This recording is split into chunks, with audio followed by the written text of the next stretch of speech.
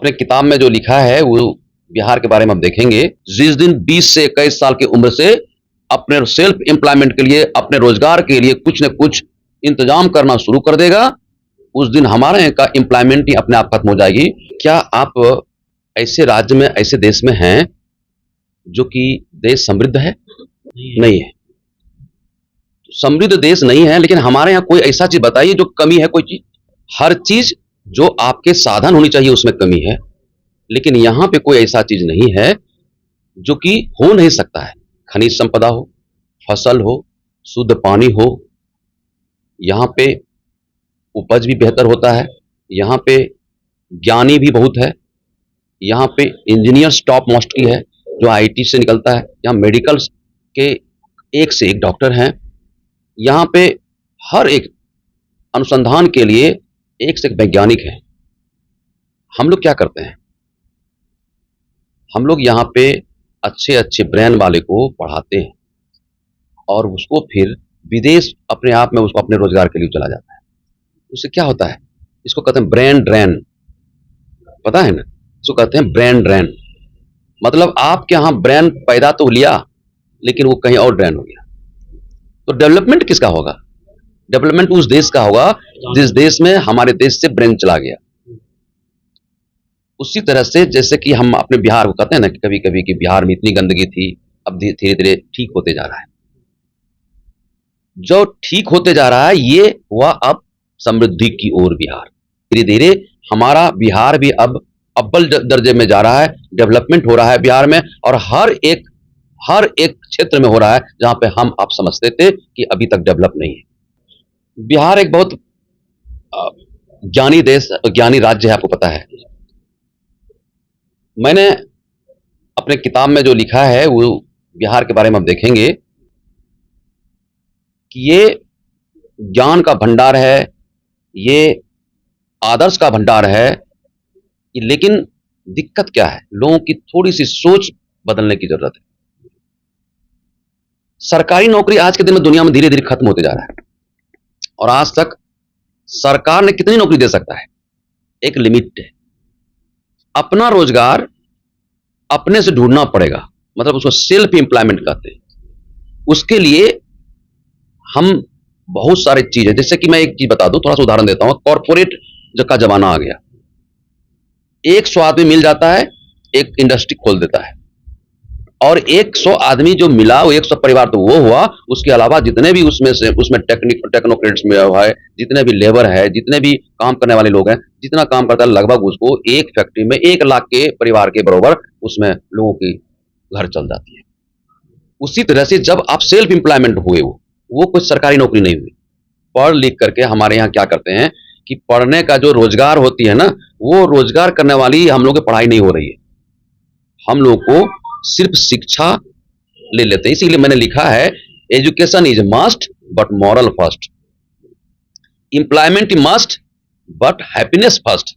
ये 2 वर्ड जो मैंने लिखा है कि आप एम्प्लॉयमेंट उस चीज में होइए जहां पे कि आपको खुशियां मिले। हम लोग बहुत खुश नहीं है, सब दुखी हैं। क्यों? क्योंकि आप अपने किसी भी रोजगार से हम संतुष्ट नहीं है। यदि हम रोजगार से संतुष्ट नहीं है, स्वाभाविक है हम लोग को अपना रोजगार करने के लिए कुछ न कुछ उपाय करनी चाहिए, ना कि पढ़ाई में पूरी जिंदगी खत्म कर देनी चाहिए। हम लोग अभी दूसरे जगह, गुजरात एक स्टेट देखिए, गुजरात डेवलप क्यों है हमसे? हम ही लोग वहां पे जाते हैं, रोजगार मिल जाता है, लेकिन बिहार में रहते हैं, रोजगार नहीं मिलता है। वजह यह है कि जैसे ही मैट्रिक लोग पास किया, अब जैसे ही विदेश में भी होता है यही बात कि वहां पे भी जाकर के लोगों ने कुछ न कुछ टेक्निकल काम करना शुरू कर देता है, और कुछ न कुछ टेक्निकल काम वही होगा जहां इंडस्ट्री प्राइवेट बहुत सारा होगा, वहां पे एम्प्लॉयमेंट हो जाता है। हमारे यहाँ बेरोजगारी की वजह सिर्फ लोग नौकरी पर आस रखते हैं। अपनी पूरी लाइफ 40-45 साल की लाइफ को सिर्फ नौकरी पाने में, सरकारी नौकरी पाने में खत्म कर देते हैं। जो रियल में युवा होता है, तो रियल में हमारे युवा कोई बेरोजगार कहाँ है? रियल में जो युवा है वो 20 से शुरू होकर के जब 45 तक का जो युवा है, वो तो सिर्फ पढ़ाई के लिए सिर्फ सरकारी नौकरी लिए भटक रहे हैं, और सरकारी नौकरी के लिए अपना बेरोजगार होकर के चुपचाप पढ़ने का काम कर रहा है।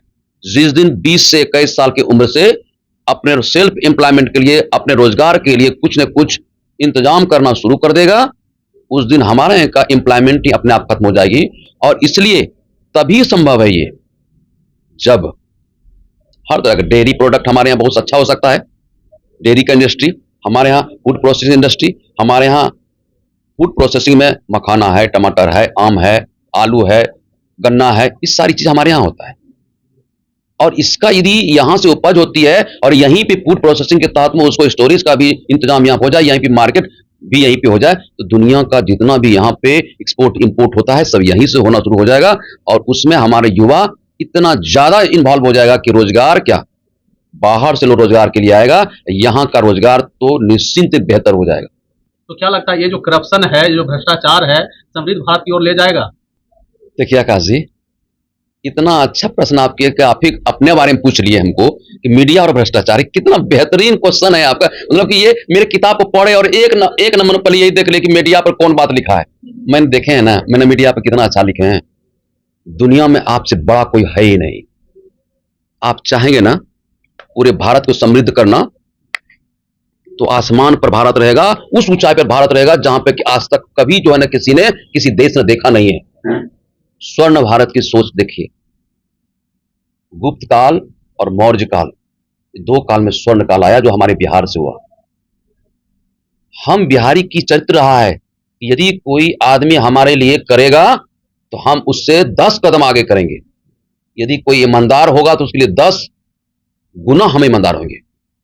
और हैं भी हम लोग, आप लोग भी ईमानदार हैं। लेकिन खाना पीना के बिना कोई ईमानदार हो सकता है क्या? नहीं हो सकता है। ये मीडिया इतनी जरूरी की चीज है। भगवान जिस समय हम लोग पढ़ते हैं किताब में, ग्रंथ में, उसमें भी ऋषि मुनि थे जो मीडिया का काम करते थे। क्या नाम था वो? नारद मुनि। आप लोग उसी के वंशज हैं। कोई ब्रह्मचारी है आप लोग।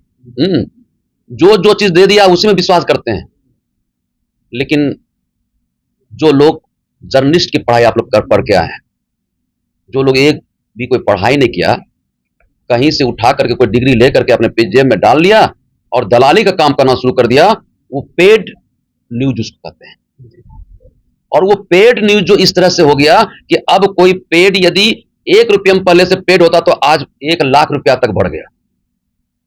इस तरह का उतार चढ़ाव हमारे भारत में अब धीरे धीरे आप जैसे जर्नलिस्ट से घटते जा रहा है।